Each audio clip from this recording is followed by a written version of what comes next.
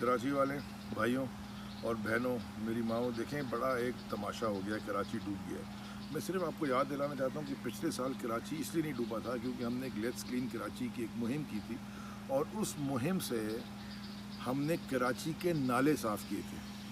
صرف نالے صاف کیے تھے تو پانی سارا نالوں سے بہہ گیا تھا، اس لیے کراچی ڈوبا نہیں تھا۔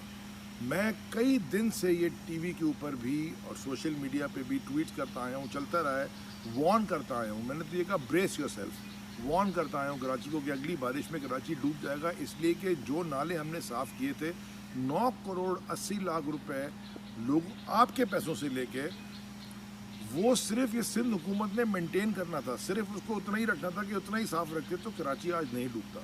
نہ انہوں نے اوپر سے ہمارے پہ تنقید کی، پہلے ہم نے ان کو ساتھ ملایا، پھر انہوں نے ہمارے ساتھ سیاست کر کے ہمیں کام کرنے سے روکا۔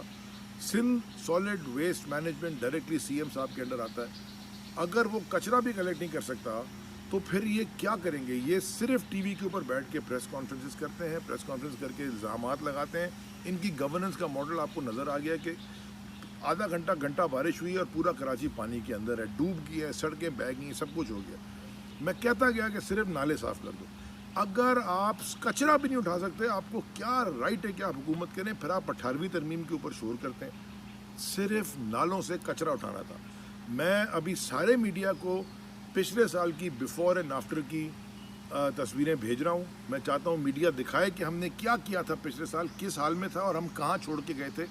صرف 44 دن ہمیں لگے تھے، اور ایف ڈبلیو او کا خاص شکر گزار کیونکہ انہوں نے ہمارے ساتھ مل کے یہ کام کیا اور کراچی کے نالے صاف کر دیے۔ ان کو کچرا اٹھانا تھا، وہ بھی انہوں نے نہیں اٹھایا، ہم پہ بلیم کرتے گئے، اور اس کے بعد سے وہی نالے اسی طرح گندے ہو کے بھر گئے اور آج کراچی کا یہ حال ہو گیا۔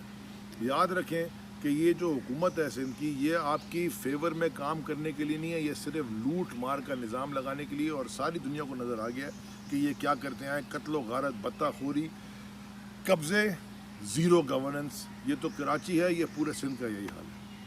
دعا کریں کہ انشاءاللہ ان سے ہماری نجات حاصل ہو، اور انشاءاللہ ہم کراچی کو ٹھیک کر کے دکھائیں گے۔